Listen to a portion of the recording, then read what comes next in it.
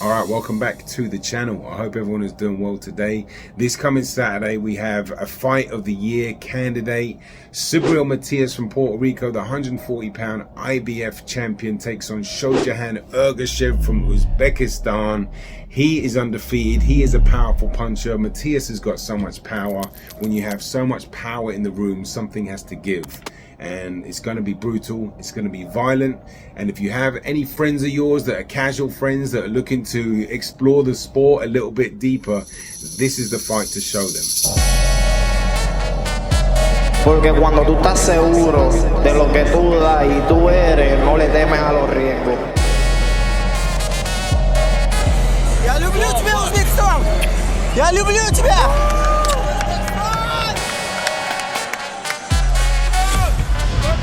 Boxing. Okay, thank you very much for tuning in. Peace and love to all the subscribers, and shout out to anybody new locked in as well. Gratitude to you. Welcome along. Wow, let's talk about this fight. Shout out to all the Puerto Ricans and the Uzbek fans as well. I know a lot of you jump in the comments and have been watching some of the videos I've been making on this. Much respect to you. Let's talk about this fight. This is an incredible matchup. I have been waiting for this fight for so long. It's been back and forth. There were, Ergashev was announced or ordered back in August, I think it was. Then it was Likley next, and then it was Ergashev. These two guys still haven't faced off with each other, not to my knowledge anyway.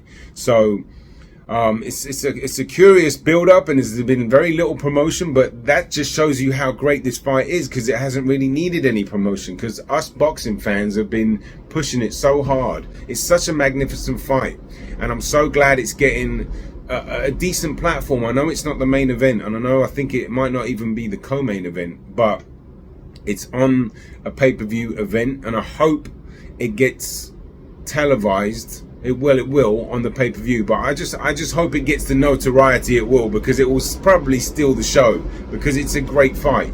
And as I said, when you've got two powerful guys, different types of power, you've got Ergashev, he's got that very Eastern European, Central Asian pendulum bounce, likes to line up that backhand. He's with Shohjahon, the Kronk gym, very untested. His level of competition has been very low, with all due respect to those fighters. Mikhail Fox was probably his toughest opponent. He looked a bit awkward in that fight, but he got the job done just about. But it was Mikhail Fox is a difficult fight to look good against. He's a long-rangey southpaw. But Ergashev's been wiping out everybody. He's got explosive power, especially in that backhand, and especially in that body shot, which I spoke about in a film study that I did, which wasn't really a deep film study. It was more like a DJ party film study. I'm a DJ, so it just what came out.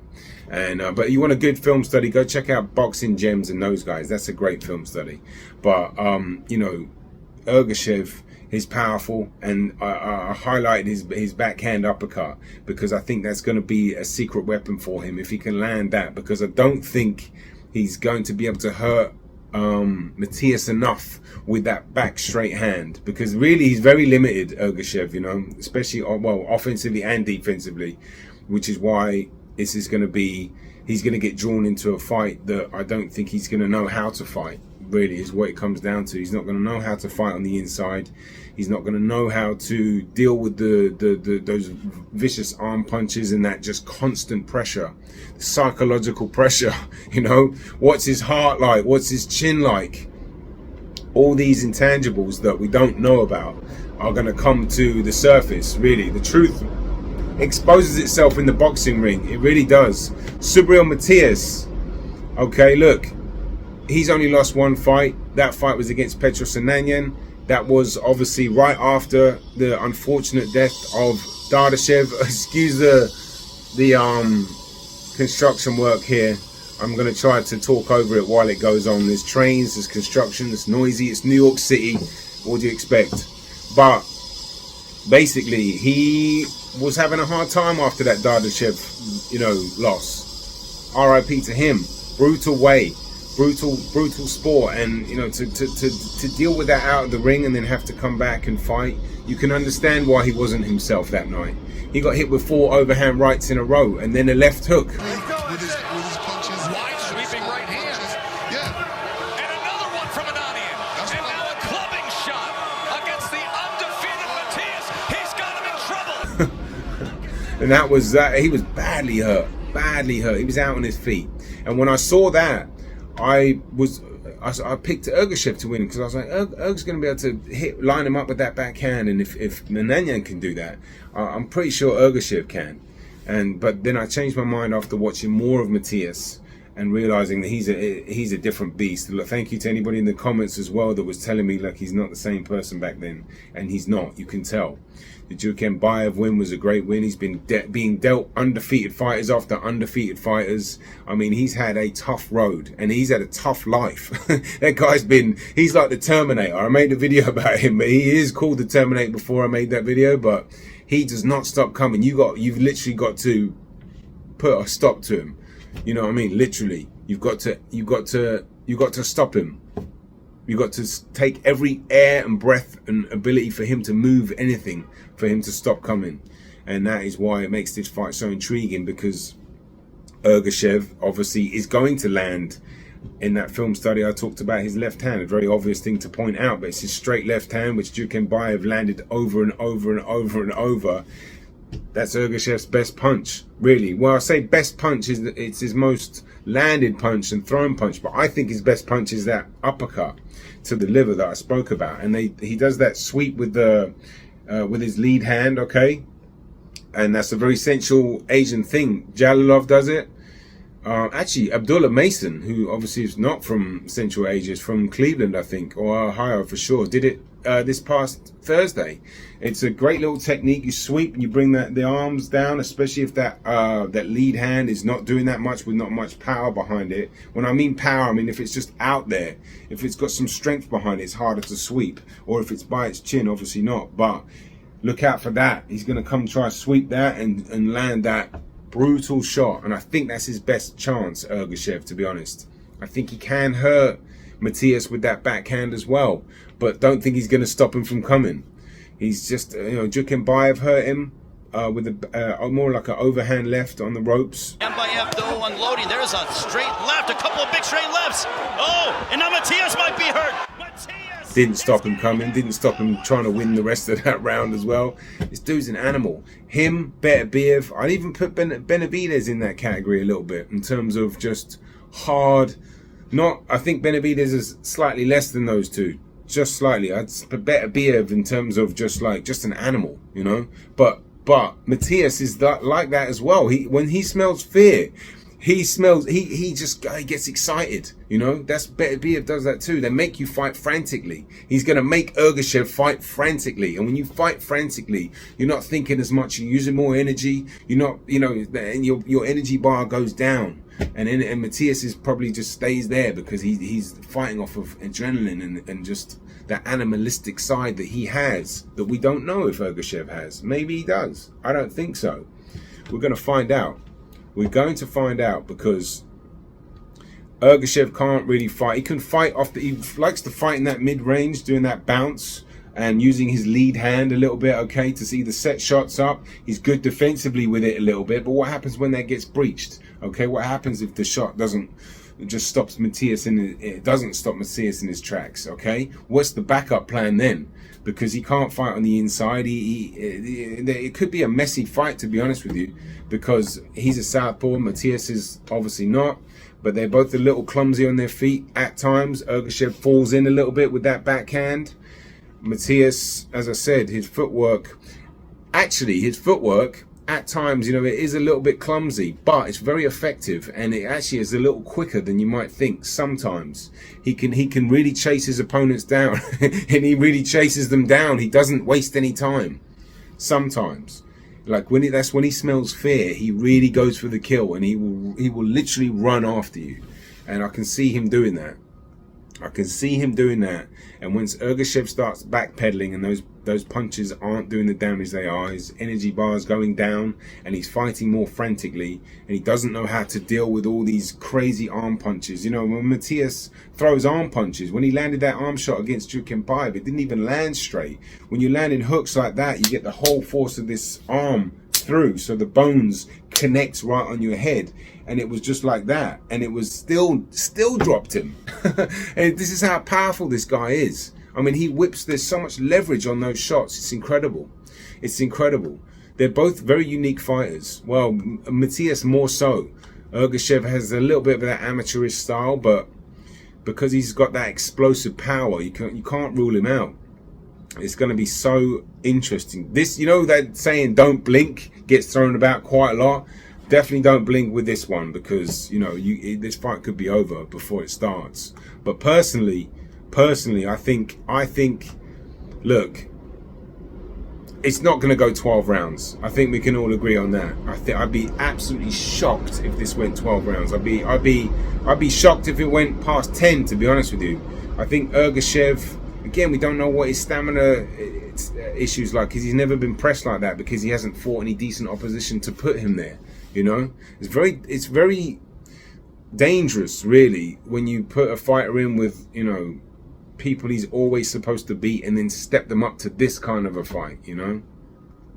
But that being said, you never know. He could come through with flying colours, and he could land those backhand shots. He's got some arrogance about him, Ergashev, which could be a good thing, you know. Sometimes it depends. You know, arrogance isn't so bad in boxing. You need an ego, but you know, when things go wrong, you know, you're going to need a bit more than arrogance to get yourself through the rough spot that he's going to be in. He doesn't have an inside game.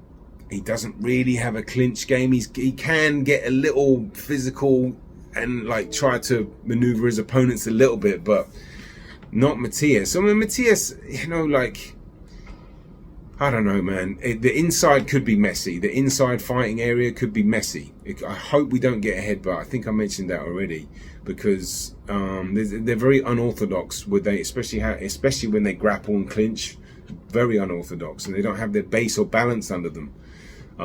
So anything can happen. But I think you know, Ergashev's best chance to do some damage is early on, between the first 4 rounds, maybe. Where he steps in, really lets go of that backhand. As I mentioned, the body shot for me is going to make a bit more of a difference. It's such a brutal shot. If he lands that clean, I don't think there's anybody that won't get hurt from that. It just depends how much damage is it going to do. And then shots like that take a lot out of you. That's why his energy bar is going to just go down like that. It's like, reminds me, like, it's like the way I describe Biev is like when you're in a spider's nest. Yeah, he's a poisonous black widow. Is it? They're the most dangerous, or whatever crazy snakes they have in Australia. Not snakes, spiders. What is it? What's the dangerous one?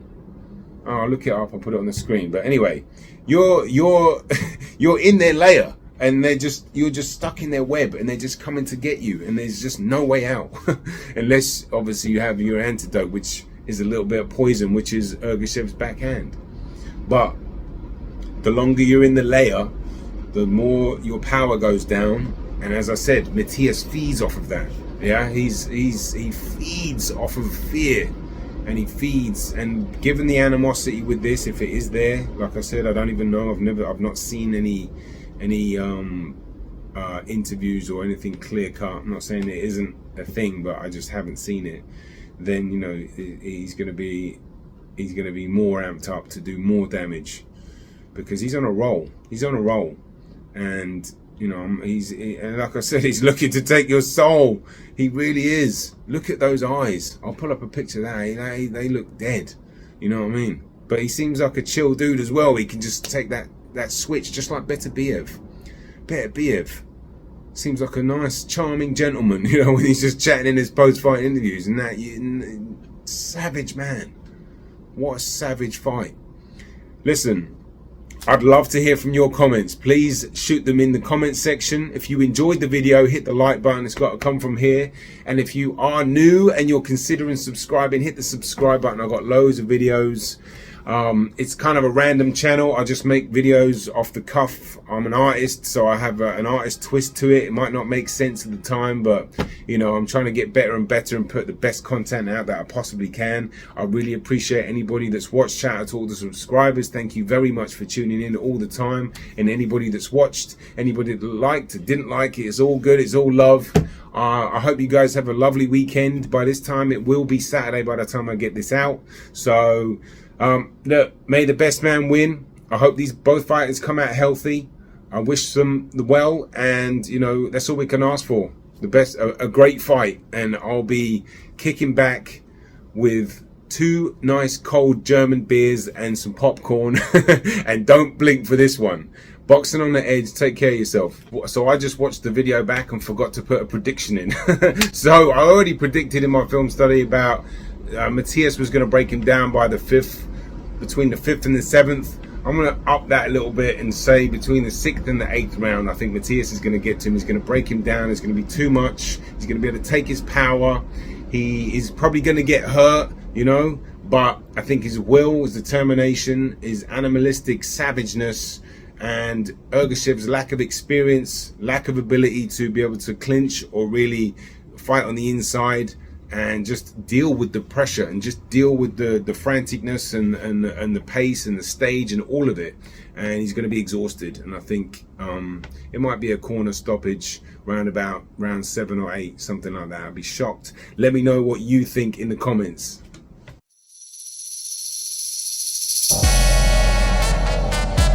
Porque cuando tú estás seguro de lo que tú das y tú eres, no le temes a los riesgos. Я люблю тебя, Узбекистан! Я люблю тебя!